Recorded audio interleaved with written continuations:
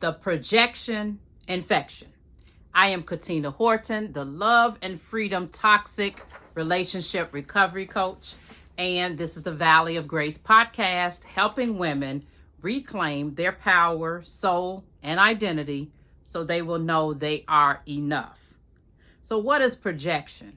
Projection is taking what belongs to one person, place, thing, and or idea and placing that onto another.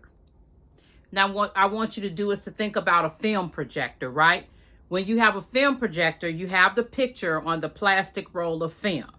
And then you place it on the machine, which is the projector, and then you project the image that's on the plastic film onto either the screen projector, right, or the wall.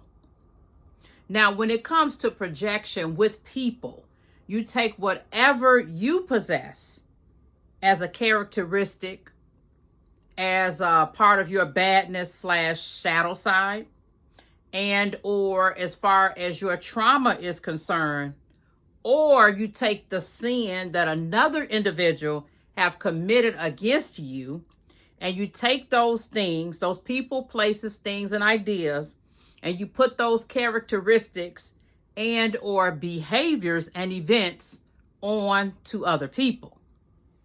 Basically, you are taking people, places, things, and or ideas, and you're twisting them around and stating that they apply to other people. And this is due to the individual, and it might be individuals if this is a tribe, such as a small group or some other group you're in or a church, right? This is due to the individual and or individuals, right? Refusing to own their own badness / shadow side. I wanted to get tongue tied on that. So when we refuse to own our own badness / shadow side and or that of others who have sinned against us, we are opening ourselves up to a spirit of projection. We basically go back and forth and back and forth and back and forth, splitting ourselves and the characteristics of ourselves and that of other people, instead of accepting the fact that people are not either good or bad, that they contain both, and that it exists in all of individuals. In each and every human being, there exists some good and some bad, right? So once you open yourself up to the projection spirit, you open yourself up to other spirits. That's where the problem comes in. Projection often comes with a cocktail of other things, right? The other spirits you open yourself up to would be gaslighting, deflecting, a spirit of antagonism, a spirit of blame shifting, and you open yourself up to the Darvo spirit as well. And what I want to do is read from over in Matthew, and that is the 12th chapter and the 43 through 45th verse in the I'm gonna start at 43. When an unclean spirit comes out of a person, it roams through waterless places looking for rest but doesn't find any. Then it says, I'll go back to my house that I came from. Returning, it finds the house vacant, swept, and put in order. Then it goes and it brings with it 7 other spirits more evil than itself, and they enter and settle down there. As a result, that person's last condition is worse than the first. That's how it will also be with this evil generation.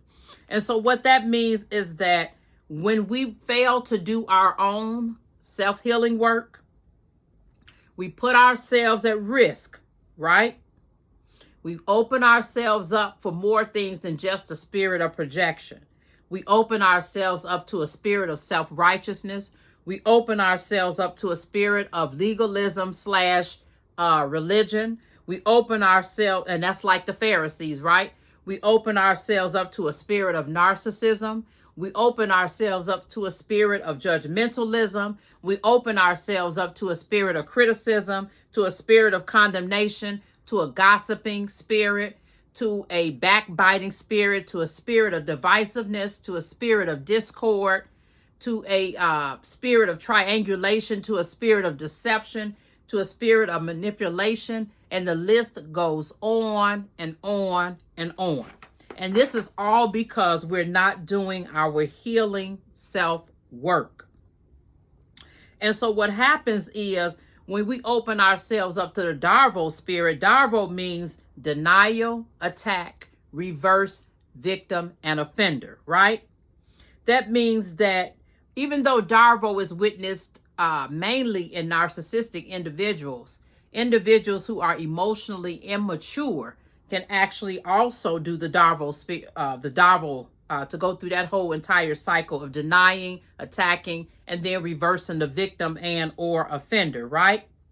That means that, first of all, you were discussing with another individual or individuals how they sinned against you, how they wounded you, etc., etc., etc. The next thing you know, they deny it, or sometimes they'll accept it and say, you know what, I was wrong. I'm sorry I did that. And then it's like the emotions and the guilt and the shame and all of that start hitting them. They're unable to deal with that. Then they will go and deny that it happened. Then they'll go and attack the person. And then it'll be the reverse victim and offender, where it started off with you being sinned against, / wounded, / injured. And the next thing you know, they are the victim. And nobody like me. Everybody's out to get me. I tell you, I can't go anywhere without people jumper teaming me and jumping up on me. I go to work and I get battered. I come home and I get battered. I go to church and I get battered. They the victim and everything. But it started out with you just having a conversation with them. Just a nice conversation with them. No kind of stress or trauma or drama about how they have wronged you and sinned against you, so to speak, right? But the next thing you know, everything has gone on. It's all your fault. Everything is all your fault, right? And what happens too is that they end up going and triangulating. You talking to them. They start projecting onto you their badness and shadow side and the characteristics that they got going on and whatever behavior that they got going on. They start projecting that mess onto you from themselves and from what other people have done to them. And the next thing you know, yeah, I know you guys are doing the same thing to me that so-and-so did. And then you're thinking like, what are you talking about, right? And so what happens is that you start thinking, what in the world? I don't understand. All I did was ask them about, tell them that I didn't appreciate how they handled the conversation on the phone. And now they're telling me that I'm just like everybody else and how me and my kids do this and that and the other. And it's like, wait a minute. And you start thinking, wait a minute, so-and-so did this to them. I don't do this to them, but it don't matter, right? Because they have not done their healing work, their trauma response is going to send them into a fight or flight mode. That's going to determine how they respond because they have not done their own self-work, right?